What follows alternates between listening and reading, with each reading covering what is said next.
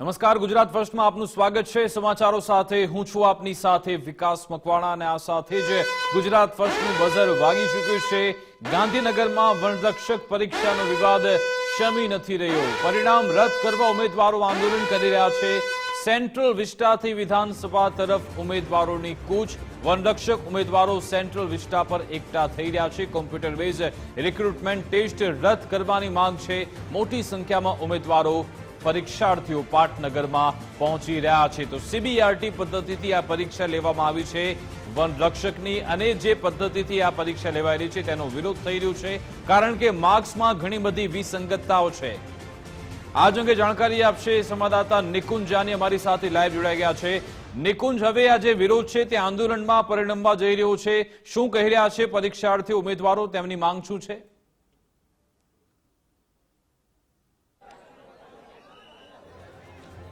વિકાસ, ગૌણ સેવા પસંદગી મંડળ તરફથી જે પરીક્ષા લેવામાં આવી ફોરેસ્ટ વનરક્ષકની, આ પરીક્ષાને લઈને વિવાદ થયો છે અને મોટી સંખ્યામાં જે ઉમેદવારો છે તે એકઠા થયા છે। 2 થી 3 એમની માંગ છે। એક તો જે પરીક્ષા પદ્ધતિના આધારે આ પરીક્ષા લેવામાં આવી હતી તે પરીક્ષા પદ્ધતિ રદ કરવામાં આવે। બીજી તેમની માંગ એ છે કે જે હાલ સંખ્યા જાહેર કરવામાં આવી છે, જેમાં તેઓ પરીક્ષા બાદ ઉમેદવારોની પસંદગી થવાની છે, તેવી સંખ્યાની અંદર વધારો કરવામાં આવે, એટલે કે કુલ જગ્યા પૈકી તેની અંદર વધારો કરવામાં આવે અને જે પરિણામ જાહેર નથી કરવામાં આવ્યું તે પરિણામ પણ જાહેર કરવામાં આવે। કેટલાક ઉમેદવારો છે તેમની સાથે જ વાત કરીશું। બેન, મુખ્ય શું માંગ અને ગઈકાલથી આપ ગાંધીનગરની અંદર મોટી સંખ્યાની અંદર ઉમેદવારો એકઠા થયા છો, શું ઉકેલ આવશે? અમે રાજકોટથી આવીએ છીએ। છેલ્લા 2 દિવસથી અમે અહીંયા રાત બધી રહ્યા છીએ। કાલે વરસાદમાં પણ અમે ત્યાં બેઠા હતા અને રાત બધી અમે ત્યાં જતા। નથી કોઈ ખાવા પીવાની સુવિધા, નથી ખાધું પીધું, કાંઈ નહીં, જમ્યા વગર ભૂખ્યા ને તરસા ત્યાં બેઠા છીએ। નથી કંઈ પહેરવા, જ્યારે સૂતા ત્યારે કંઈ પાથરવાનું બી નહોતું, તો અમે રાત બધી। માંગ શું છે? માંગ અમારી એ જ છે કે આ લોકો જે 8 ગણા વિદ્યાર્થીઓ એને જે રજૂ કર્યા છે એના માર્ક્સ રજૂ કરે અને એના માર્ક્સ જાહેર કરે। શું કરવા માર્ક્સ જાહેર ન કરે? કેમ? એ કઈ ગોપનીયતા છે?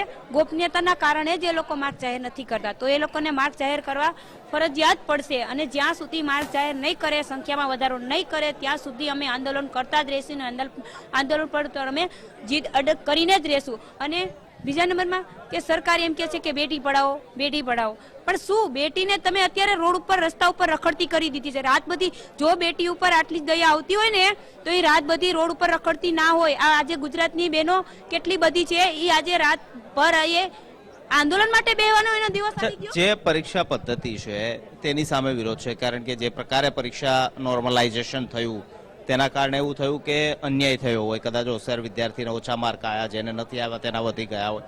પરીક્ષા પદ્ધતિ વિશે શું? એમાં એક જોતા તો એ કે એ લોકોએ 8 ગણાનું જે લિસ્ટ બહાર પાડ્યું, તો હવે એ લોકોને માર્ક વધારે હોય ત્યારે એ લોકોએ લિસ્ટ બહાર પાડવું હશે ને, તો હવે એ લોકોને બધાની માંગ એક જ વસ્તુની છે કે તમે એ લોકોને માર્ક જાહેર કરો। હવે એ લોકો પાસે જે લિસ્ટ હોય તો એ લોકોને માર્ક જાહેર કરવામાં વાંધો શું છે?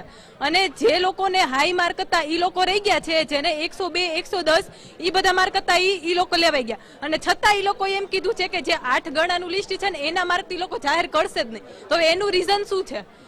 અચ્છા, પરીક્ષા રદ કરવાની મુખ્ય માંગ કે માર્ક જાહેર કરવાની મુખ્ય? માર્ક જાહેર કરવાની, કારણ કે પહેલી જ એક વસ્તુ એ કહેવામાં આવે ને કે હંમેશા કોઈ વસ્તુ હોય ને તો 80 કરતા જે વિદ્યાર્થીઓ પાસ થયા છે એમનો માર્ક જાહેર કરવામાં આવશે, અને અહીંયા લિસ્ટ જાહેર કરવામાં આવી પણ માર્ક જાહેર કરવામાં આવ્યા નથી, એના કારણે વિદ્યાર્થીઓમાં વધારે પડતી નિરાશા જોવા મળે છે।